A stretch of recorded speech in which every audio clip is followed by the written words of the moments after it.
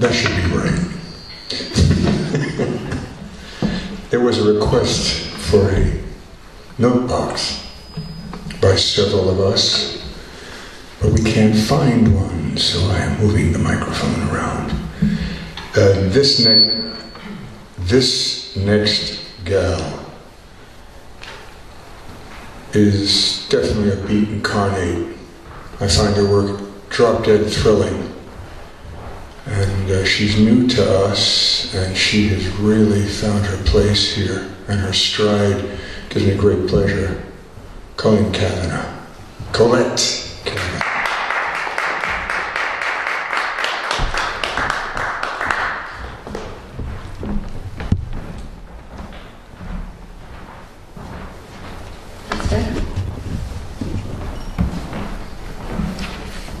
Yeah, cheat to this side, because here, so you can see how you can see yourself.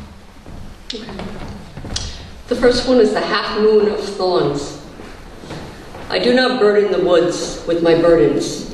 I do not call to the wild, the place of my fire.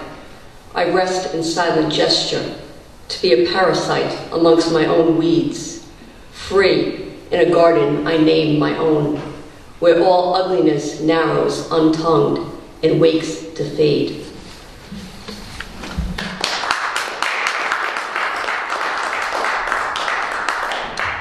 This is called the stillness of consciousness.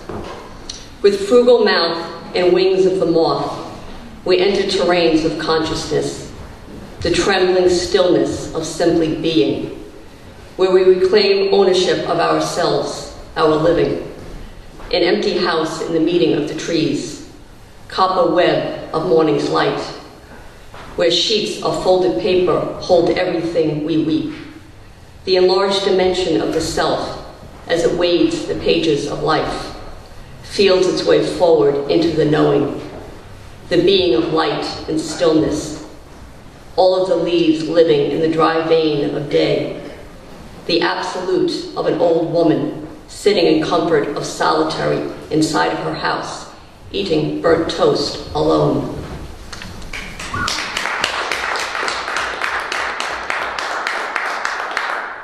This piece is called, it's probably self-explanatory once I start reading it, I covered your feet in feathers so you could fly. How rot becomes the familiar song of insides, where addiction creeps, the darkened crevice between root and bone, the language of a face altered, swollen hum of breathing as the body gives into the final feeding of its hunger. Here is where the teardrops fall and all of life stumbles, where dust drifts the close of earth between the darkness and the light. We abandon the goodbye, the pause of heartbeats no longer stirred by an internal fire.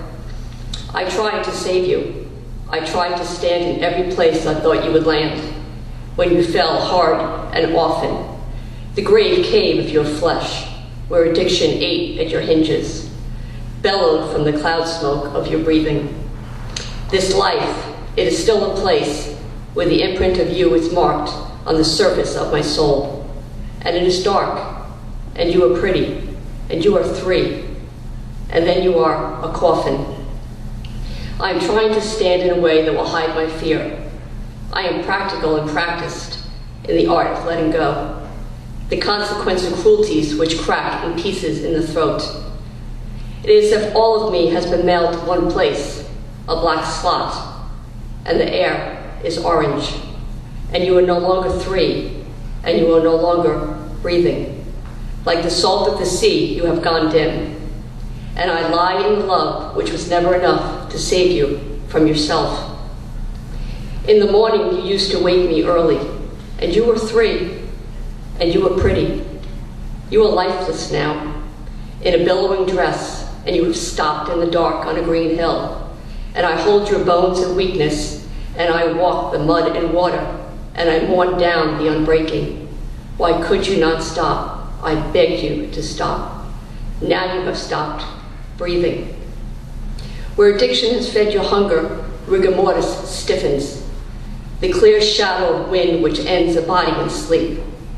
And you were 3, and you were pretty. Sprigs of jasmine and lavender and fairy tales. A bee's hum left on a pink flower. How to know how to die, how to accept death's calling. The grieving pulse rising from the heart, unpoemed and shapeless. A desolate limp which pauses in the vessel of grief. In my own memory of sorrow, your face.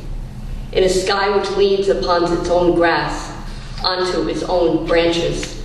The stopped tongue and stilled voice where the body joins and coils in an uninterrupted whole.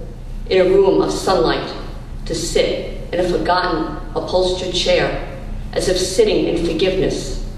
The long day's journey into comfort. The walked and unwalked garden where the birds cry. We borrow this life, it is not ours to keep, only to linger, to rest within its coin, forgive amongst its grasses. And you were 3, now to hold you limp and breathless, with no place to go with my grief, into the irregular shaped space of tomorrow, and the birds they cry, and you sleep.